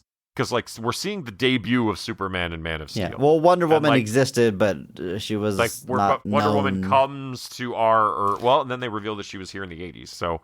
She was here too, but like they kind of like half did it, where like they didn't want to have young Batman and also young Wonder Woman and everything, so they made older versions of those characters, but they just kind of hid them in the background, and were just like with Batman, he sort of existed, and with Wonder Woman there was this big reveal. But it's refreshing. I do agree with the approach of just being like, you know what, we're dropping you into the middle of something that's already ongoing, whereas the MCU very much was like, we're starting from the ground up, basically. Like, this is the first time the world is seeing Thor. Captain America existed in the past, but he's just now coming back in this time. And everybody has been built off of Iron Man as the starting point, whereas with Superman, we're establishing that this whole world is already out there. And with the upcoming projects, it feels like it's going to be doing something similar. Like Lanterns, we already know Hal Jordan is like a grizzled veteran of the Green Lantern Corps at this point. So he's been around for a long time. Whereas Jon Stewart is kind of the new guy. And now we've also got Nathan Fillion kind of fitting in the middle of that. And so this notion of being like, okay, we're just going to start weaving through an already established universe, giving you these snapshots, eventually culminating, presumably in some sort of, dare I say, crisis. We'll get there eventually, probably. But like, doing it through this method of like everything's already here and we're just giving you pieces of it, I think that is a successful path forward in an era where it feels like everybody struggles with the shared universe. Yeah, I think that's a good way to do it. Yeah. I mentioned within minutes of this movie, there's two big things I liked. One is the opening crawl. I think worked really well. It's very effective. The other thing is we see Superman crash into the Arctic. It's famous shot from the trailer, and we know what's going to happen. He's going to whistle. Crypto runs up, which I did not know how Crypto would fit into this movie. I loved that he was in the movie because it showed that we're just going full comic book, baby. So I know what's happening. You know, he's gonna whistle. There's something running up really fast. Oh, it's Crypto. But what the trailer didn't spoil, thankfully, is as soon as Crypto gets to him, he jumps on his back because he thinks Superman's playing, and he grabs his ankle and he twists him around because he doesn't realize Superman is beat to hell. And Superman's like, ow, ow, no, take me home. I love that. Andrew, I love Crypto so much in this movie because he's just a dog. He happens to be fast and fly, but he's just a dog. Not even a good dog. Like which is exactly what Superman says. He's not even that good of a dog, but he doesn't really listen, doesn't really obey, doesn't really know his own strength, but he's just pure instinct. And at various times, Superman just kind of has to corral this wild animal to hopefully have a good outcome, which is such a fun way to do it. So that was, I mean, the first big laugh in the theater that killed when Crypto was just messing with his mangled body. Eventually getting him back to the Fortress of Solitude. I love, our favorite scene with the big confrontation between Superman and Clark. Right after that, Crypto comes in and just manhandles Lex. It's very similar to like Hulk doing that to Loki in Avengers, I think. And it's just this dog just can't really be controlled. But I love that. I love that Crypto isn't like the secret weapon that he has that he can sick on people. We found out why. What? Crypto is uncontrollable. Oh, yeah, because his owner isn't showing proper boundaries. His owner, of course, being Supergirl, which, interestingly, do we get an origin on anybody in this movie? I don't think so. Like, they don't really... Like, we know Superman's origin, and I think they mentioned it in passing a couple of times, but overall, no, nobody really gets an origin. Yeah. So, like Supergirl, if it's a character you're not familiar with, you might be like, well, I thought, Superman's only one, blah, blah, blah, blah. Like, Supergirl movie's coming next year, so we'll dive into it then. But yeah, Supergirl shows up at the end, drunk, because she's been partying on another planet. Superman was just watching the dog in the meantime. She doesn't discipline him. She lets him go crazy. That's why the dog is out of control. And then Supergirl, like, one of the last things in the movie is her calling Superman a bitch, which is this, okay. I said I was nervous about James Gunn's humor, and he doesn't shift gears. This is a James Gunn movie through and through. Like, there's not gross stuff. Like, he doesn't go, full tilt in the ways he does with some of his darker or R-rated movies. But it's got these kind of jokes. It's got a character calling Superman a bitch, but, like, he applies it to the right characters, like Guy Gardner, that one scene from Supergirl. Like, there's characters where it makes sense to have that somewhat crass humor. I think it's implemented really well without giving the whole movie this tone of, I don't know, goofy, silly, lowbrow humor, if that makes sense. He applies it to the right characters. Right. Am I saying I think that's a fair thing. Yeah. Yeah, like, basically he uses his style of humor effectively and keeps it, like, he's not, like you said, Superman's not the one making the crass jokes. He finds that other places for that. So they're still there, but James Gunn, from the moment he was announced and those concerns were out there, my general thought, if you remember, was kind of, I expect James Gunn to be able to read the room. And yeah. I think this movie has effectively shown that, yes, he successfully read the room on who should be saying what kind of stuff. And, like Guy Gardner, when the Lois runs out after making fun of his haircut, and he's like, 354 women disagree with you on that. It's like, yeah, that's the guy who should be saying something stupid and crass like that. Yeah. It would be weird if Superman bragged about all the women that he slept with. Like, that kind of stuff. Like, he knows to do that. And I think, James Gunn more than anybody, and like he even said that, like, Warner Brothers approached him about Superman before Suicide Squad. Like, when he was leaving Marvel and he was kind of becoming, the hottest free agent in the biz, like, Warner Brothers was ready to give him the keys to the kingdom then. Like, they were ready to be like, dude, go. Like, take it. And he was kind of like, there's a lot of pressure with Superman. And he's not wrong. There's a lot of expectations with Superman or Batman or any of those big characters, whereas something like the Suicide Squad, the bar's a lot lower. There's a lot less people paying attention. Similar to Guardians. The bar for a success for Guardians was a lot lower because people have no preconceived notions about the Guardians, or rather, there are very few people who have a preconceived notion of the Guardians. And it was funny. He talked about how he agreed to do Suicide Squad, and then Kevin Feige called him, and this was after they had agreed to bring him back. And apparently Kevin Feige, they were talking like in Kevin Feige's house, and Kevin was like, "So I'm glad that we sorted this. I'm glad that you're back. I'm glad you're doing Guardians 3." And James was like, "I'm excited, but I got to tell you, I got to go do this other thing with Warner Brothers first." And apparently Feige even went, "Oh, you're not doing Superman, are you?" And this was, 2018 though. He's like, no, doing Suicide Squad, and then we'll come back and we'll do Guardians. And he was like, all right, cool. But now, here we are. James Gunn did make a Superman. James Gunn is probably, the rough hand option, I'd say, is that James Gunn has made the first great Superman movie in 45 years. Has it been that long since Superman 4, The Quest for Peace came out, Andrew? No, it hasn't. Yeah, it's great. How do you feel? What do you think about? Let me gather my words before I say them. Kind of what I said earlier. Like, I don't feel like this is trying to be like the Superman movie.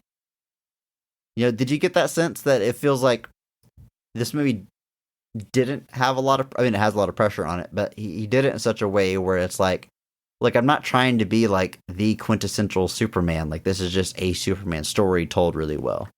Well, I think the ideas infringe upon each other. Where if your goal is simply to make a really, make a movie featuring Superman in an accurate, honest way that you can, you're going to find that it turns out that becomes a pretty definitive look at the character. I don't know that you can approach any project with the notion of like, I'm aiming to make the definitive version of the thing. I think you almost box yourself in with that. You create pressure at that point instead of just responding to real world pressure. Like, I think when you look at something, especially like Superman, all you can really do is be like, okay, I'm going to do my best to make a great Superman movie. And I think if you hit all the check boxes, then that movie can become a definitive take on the character. And, so yeah, I don't know that Gunn was necessarily trying to make like a movie where he was like, like this will stand up to Superman the movie. I would presume that wasn't the mindset at all. It was, let's make a good Superman movie.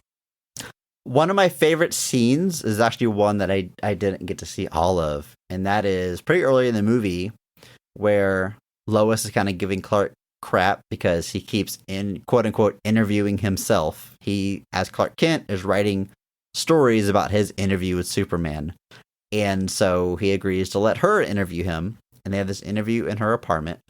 And I love so much about the scene, from us kind of seeing where they're at in the relationship, because she knows his secret identity, they're dating, but it's not like they've been dating for years. They're not on the verge of being engaged. They're kind of new and figuring it out, how this could work, and they both kind of have their doubts to that. But amongst all that, all those uneasy feelings, we have this interview take place, which I think Clark thinks is kind of be like a softball interview, nice and breezy, whereas Lois is a journalist through and through, and she's not going to treat this any differently. And so when she's asking questions about why he did what he did, why he interfered in foreign affairs without discussing it with the president or whatever, he's like, well, I just did, the right thing. I spoke with their president. I made it clear. It's like, well, how did you do that exactly? Like, clarify, how did you make it known that, if he did this again, it would be a different conversation? And you can tell he kind of takes it like personally, that she's like digging into him as hard as she is. And then my son had to go to the restroom, so I had to leave to let him potty. But what I'm really impressed by the scene is when I came back, it was still the interview scene. Like, they give this scene time to breathe and develop. So even though I can't wait to watch this movie again to really see all the details and stuff that I missed, I love how much time they gave it, and I love that it does so much for the character. Like, it's smart for it to come early, because we see Lois and how seriously and how good she is at her job. We see, Clark realizing that his simple way of looking at things may not be well received by everyone. And then them as a relationship, she says like, almost against her will, she says like, I knew this wouldn't work, almost like breaking up or ready to give up on the relationship. And him, instead of staying in the apartment and like working it out, leaves in frustration. It feels so real. Like they have great chemistry together, but also like a believable growing pain and early fight in the relationship. I love the time that we're seeing this movie, this Superman, where there's not Lois discovering his Superman. We've seen that before, but it's also not them in a perfect relationship about to get married or married. It's just these growing pains, just like Superman is having growing pains, learning how to be a hero. That's also reflected in the relationship. It's just a smart place to set the movie, and this interview scene is just a great showcase of these two actors embodying these characters and the chemistry so well, and it's well written. I mean, had I seen this whole scene, this might be my favorite in the movie. It's certainly the movie firing on all cylinders. Absolutely, and it establishes that dynamic, and kind of just it's a really good like treatise on Lois Lane's character, on Superman's notion of like, you know, for him, like, people were going to die. That to him is all that mattered. Like he needed to stop that from happening.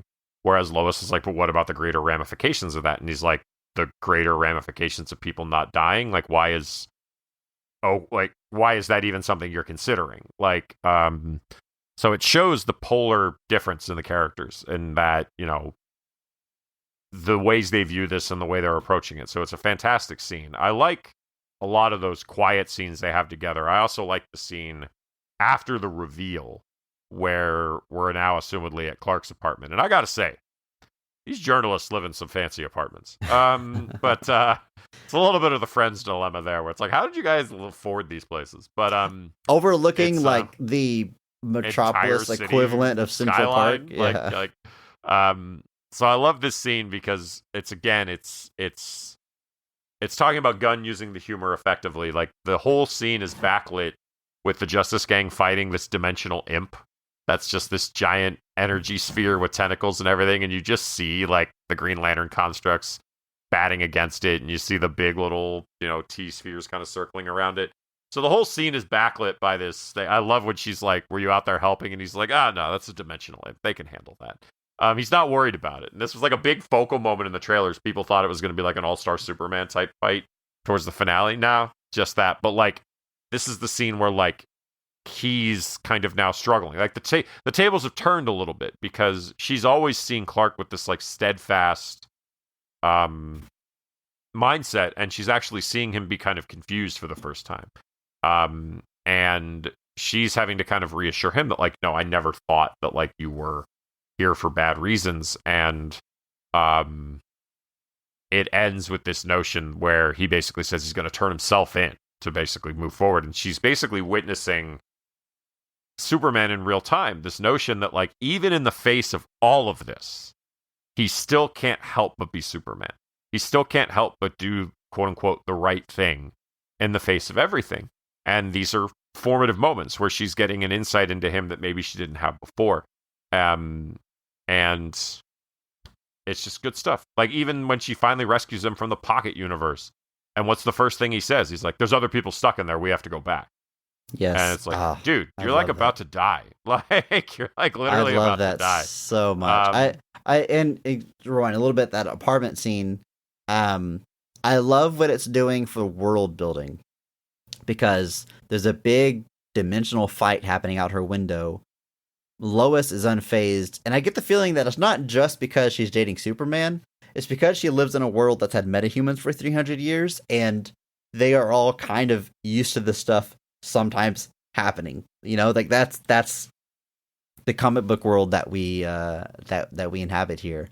And I love that he goes there really disheartened. It's after Lex has revealed the full message from his parents, and he's lost the trust of the public.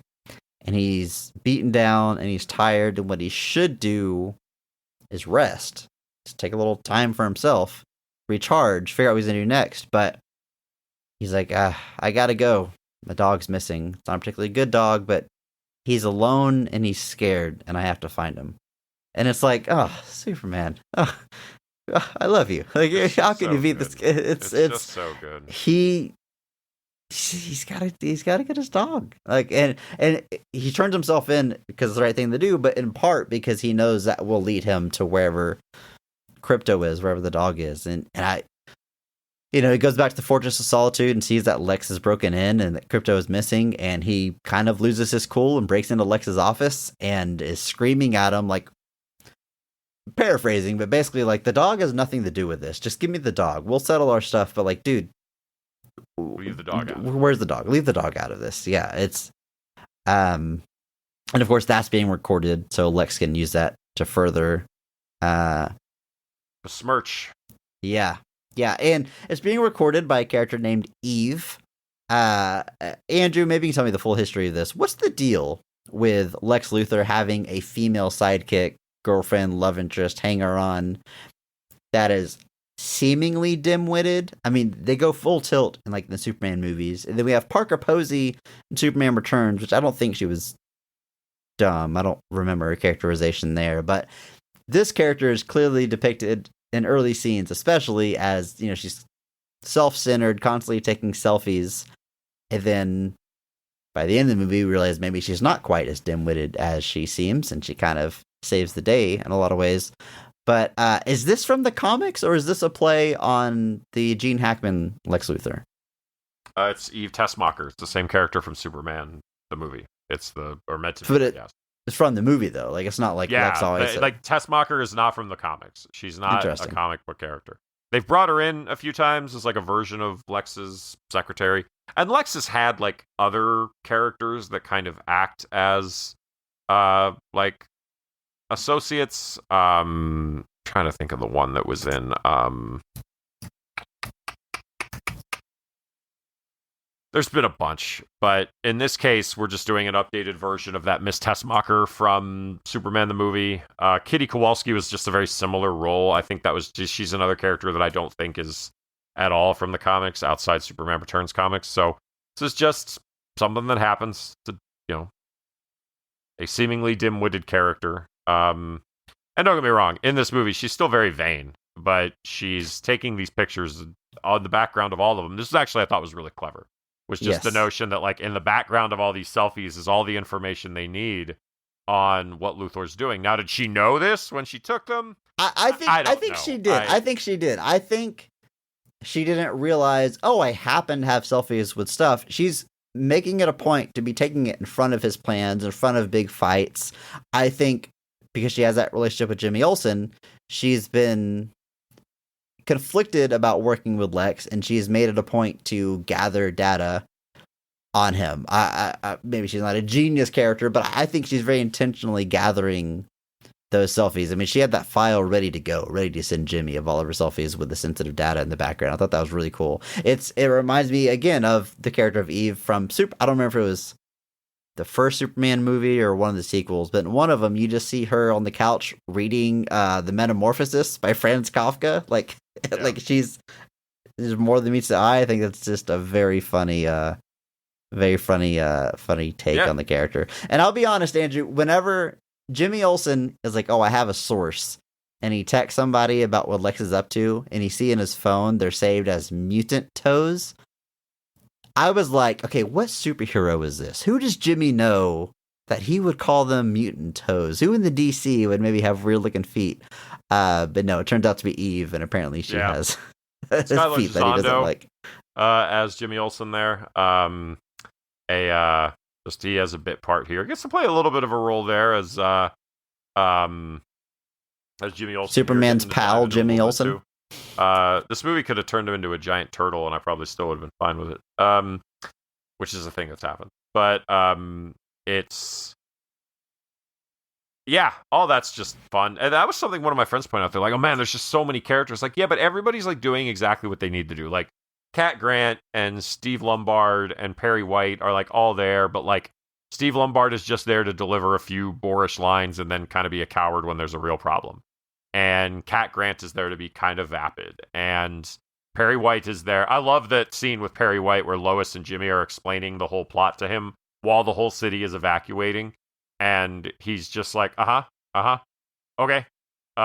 You still have your flying. He's just literally like, all right, let's get out of here. You got a thing we can fly in? All right, write the story. Let's get it. Like, unfazed by what's happening around him. This is clearly a man who has been here before, and I is not really worried about it. hoped, with as comic booky as this movie is, and bright and colorful, and I love it for it. I was like, are we gonna get a Great Caesar's ghost out of Perry White? Is he gonna say it? And we don't get it here, but I'm holding out hope for the Wendell future. Pierce as Perry White, by the way, a great little small performance there.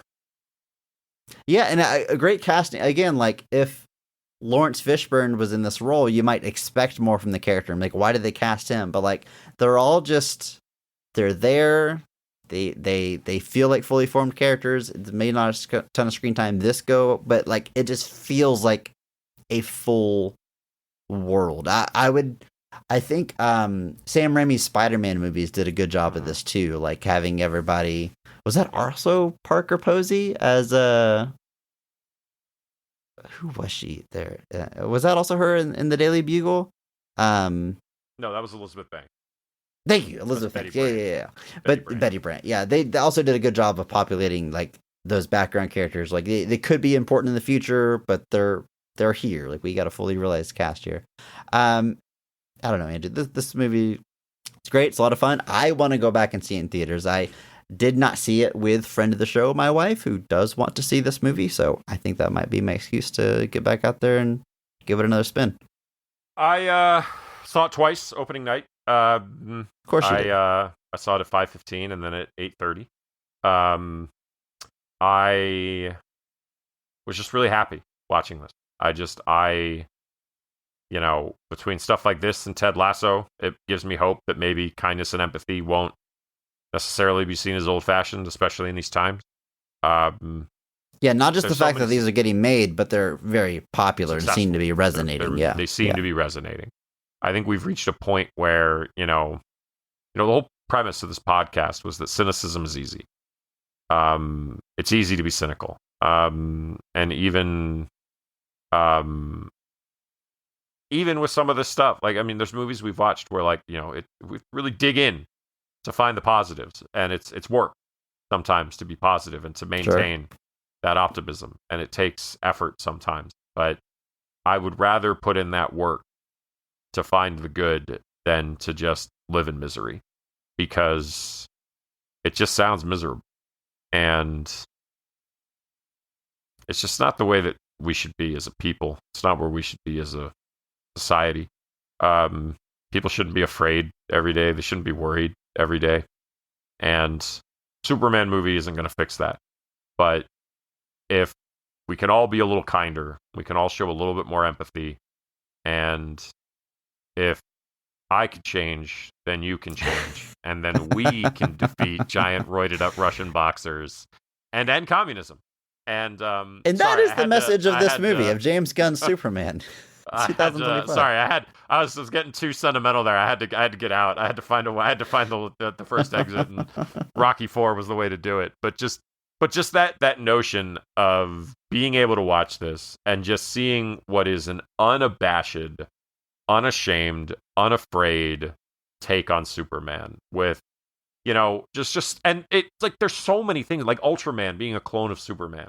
The robots, the Fortress of Solitude robots. I loved the Fortress of Solitude robots. Alan Tudyk as yet another iconic robot, Gary now. It's and Michael Rooker was there, and Pom Klementieff was there, and I love it. It's kind of funny. I remember back in the day, Kevin Smith told a story about making a Superman movie, and in his script, Brainiac goes to the Fortress of Solitude because Superman was dead at that point. And he was just looking for information. And John Peters, the very famous film producer, said, like, oh, well, Brainiac should fight somebody while he's there. And Kevin Smith was kind of confused. He was like, well, who should he fight? And he's like, does the Superman have guards? And Kevin Smith was kind of just like joked about that being a ridiculous concept, that Superman would have guards, especially at the Fortress of Solitude. And then John Peters gave the endless suggestion that Brainiac should fight polar bears instead. Because John Peters had this weird thing where he kept saying every animal was the most dangerous animal in that kingdom. This is the famous giant spider story, right? Yes, the famous giant spider story. So the fact that we actually had a movie where somebody did invade the Fortress of Solitude and did fight Superman's guards is not lost on me. There is something very funny. But the fact that he has those robots, that's another thing from All-Star Superman. I bought another copy of All-Star Superman the other day when I already had one, just because I thought the cover was nicer. It's, if there's another good Superman book you've not read that you would like to read, I would highly suggest All-Star Superman. Just to send up. And like, there's so much stuff here. Like, it's just, like I said, it's unafraid to be what it is. At no moment does anything in this movie come out. Like Guy Gardner with the bowl cut, Mr. Terrific with the jacket, Hawk Girl with the scream and the mace, Superman in full garb, the super robots, the super dog, like the clones of Superman, the engineer, which is still a weird authority thing that I still don't really know what that's going to play into. There's just so much in this movie that's just unafraid to be what it is. And you're being dropped into the middle of this world. And that's not normally something that works. And the fact that it did is amazing. And that's not even diving into, like, John Cena gets a cameo as Peacemaker, which was super funny. And, like, all of these different pieces. We haven't even really talked about, like, the performance of his parents. Like, in the movie, like, you know, his parents are played by two actors that I've never heard of before. Dude, you know what I love about his parents in this movie? Is they are just simple, good-hearted, farmland, heart of America people. That's it. They don't have...